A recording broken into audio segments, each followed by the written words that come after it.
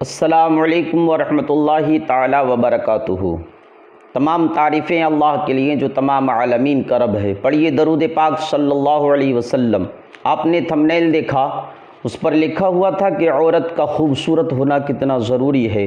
آپ بنے رہیں اس ویڈیو میں، انشاءاللہ تعالی پورے حوالے کے ساتھ آپ کو بتایا جائے گا۔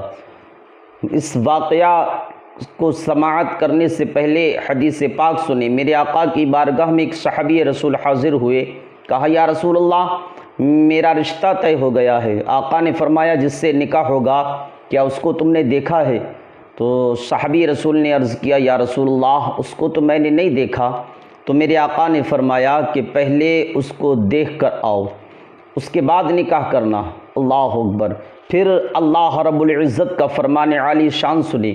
میرا رب فرما رہا ہے فَانْكِحُوا مَا طَابَ لَكُم مِّنَ النِّسَاءِ، ان عورتوں سے نکاح کرو جو تمہارے دل کو بھائیں۔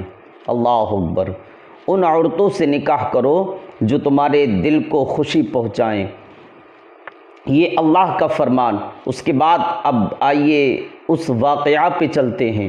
حضرت زکریہ علیہ السلام اللہ کے پیغمبر ہیں، اللہ کے نبی ہیں۔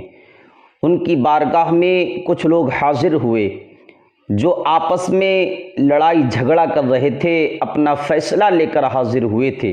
جب حضرت زکریہ علیہ السلام کی گھر پہنچے تو کیا دیکھتے ہیں؟ حضرت زکریہ علیہ السلام گھر میں نہیں ہیں، لیکن ایک خوبصورت عورت ہے جو اپنے کام و کاج میں مصروف ہے۔ اللہ اکبر۔ وہ لوگ حضرت عیسیٰ علیہ السلام کے گھر میں خوبصورت عورت دیکھ کر متعجب ہوئے، یعنی تعجب میں پڑ گئے کہ اللہ کے پیغمبر، اللہ کے نبی اور اس قدر خوبصورت عورت کے ساتھ اپنی زندگی بسر کر رہے ہیں۔ اللہ اکبر۔ حضرت زکریہ علیہ السلام کا پتہ چلا کہ وہ کسی جگہ پر مزدوری کر رہے ہیں۔ حضرت زکریہ علیہ السلام کے پاس وہ لوگ پہنچے، کیا دیکھتے ہیں؟ حضرت زکریہ علیہ السلام کھانا تناول فرما رہے ہیں، لیکن آپ نے ان لوگوں کی بات تو سنی، کھانے کو نہیں کہا۔ اللہ اکبر۔ وہ بڑا تعجب میں پڑے، یہ اللہ کے پیغمبر ہیں، انہوں نے کھانے کو بھی نہیں کہا ہم سے۔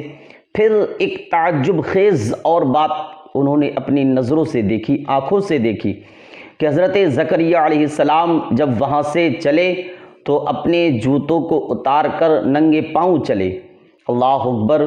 وہ بڑے تعجب میں پڑ گئے، سب لوگ ضد پکڑ گئے کہ ان تینوں باتوں کا مسئلہ ہمیں سمجھا دیجئے۔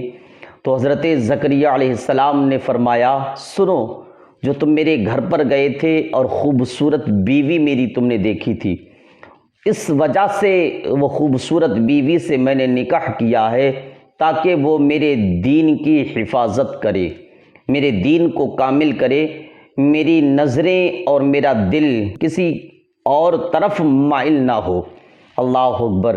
پھر حضرت زکریہ علیہ السلام نے کہا جو میں نے آپ لوگوں سے کھانے کو نہیں کہا، اس کی وجہ یہ تھی کیونکہ میں مزدوری کر رہا تھا، اگر کھانا کم کھاتا تو کام بھی کم کرتا، اور یہ میرے لیے فرض تھا کہ میں مکمل مزدوری لیتا ہوں تو مکمل کام کروں۔ اللہ اکبر۔ اور تیسری بات یہ کہ اس زمین کے مالکوں میں جھگڑا چل رہا ہے، اگر میں اپنی جوتی پہن کر اس زمین سے اس زمین پر جاتا تو میری جوتی میں جو دھول مٹی پھنس کر جاتی وہ ادھر سے ادھر چلی جاتی، اور یہ فیصلہ ناحق ہوتا، یہ ناانصافی تھی۔ اللہ اکبر۔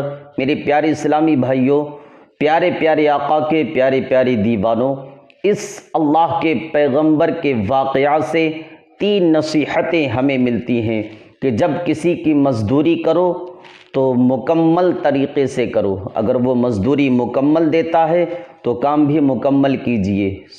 ساتھ میں ایک حدیث پاک اور سنیے۔ میرے آقا فرماتے ہیں کہ مزدور کی مزدوری اس کا پسینہ سوکھنے سے پہلے ادا کر دو۔ غور کریں، میرے آقا کا دین، میرے آقا کا پیغام کتنا پیارا، کتنا میٹھا پیغام ہے۔ اللہ کے رسول نے فرمایا کہ اس مزدور کی مزدوری اس کا پسینہ سوکھنے سے پہلے ادا کر دو۔